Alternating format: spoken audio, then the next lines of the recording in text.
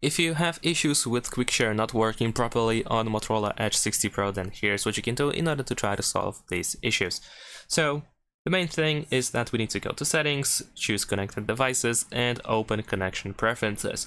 After that, you should be able to find Quick Share over here. So first thing that we can do is go to Who Can Share With You, and over here this is everything that we can do. This is the whole setting page where we can do everything in order to make it work. More precisely, first of all, we need to make sure that we are visible to nearby devices, and secondly, we need to make sure that we are visible to, for example, contacts or everyone, depending how we want to share with or who we want to share with.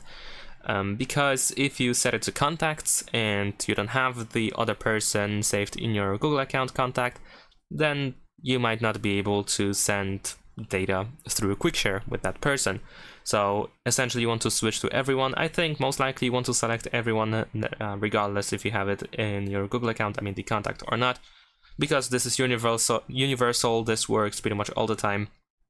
And besides that, if you set it to everyone, by default we set it to 10 minutes only, so you can uncheck this box in order to stay visible to everyone until you manually change that.